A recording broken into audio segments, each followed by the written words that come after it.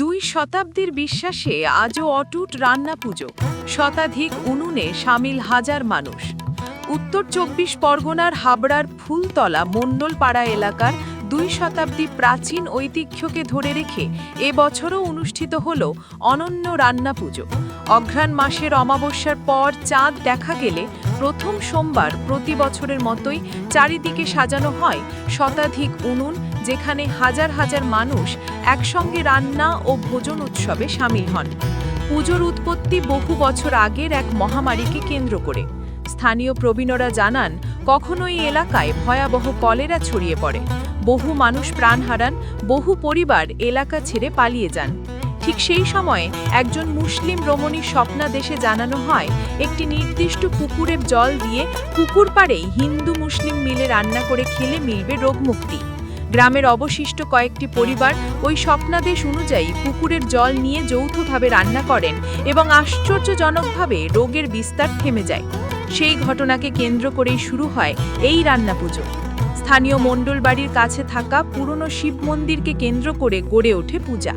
বর্তমানে এটি বারোয়ারি শিব মন্দির হিসেবে পরিচিত। বহু আগ পর্যন্ত এই উৎসবে হিন্দুদের পাশাপাশি মুসলিমরাও সমানভাবে অংশ নিতেন। এখনও মেলা ও উৎসবে তাদের উপস্থিতি থাকলেও পূজা কার্যক্রম মূলত হিন্দু সম্প্রদায়ের মধ্যেই সীমাবদ্ধ। তবে স্থানীয়রা জানান, মানত বা মনস্কামনার জন্য মন্দিরে এখনও অনেকে ভিড় করেন এবং অনেক পরিবার আজও পুকুরের জল দিয়ে নিরামিষ রান্না ঘরে প্রস্তুত করেন। সময়ের সঙ্গে সঙ্গে পুজোর ব্যাপ্তি আরও বেড়েছে।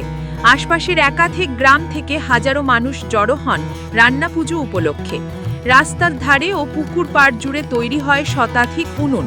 পরিবার, আত্মীয় স্বজন, প্রতিবেশী সবাই একসঙ্গে বসে রান্না করেন এবং পান প্রসাদ স্বরূপ ভোগ।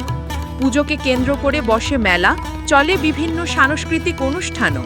স্থানীয়দের বিশ্বাস, এই পুজো এখনও রোগ অশান্তি দূর করে এবং মনস্কামনা পূরণ করে। তাদের কথায়, বিশ্বাসে মেলায় বস্তু, তর্কে বহুদূর। যে বিশ্বাস নিয়ে গত ২০০ বছর ধরে একই আচার মেনে চলে আসছেন ফুলতলা মণ্ডলপাড়ার মানুষজন।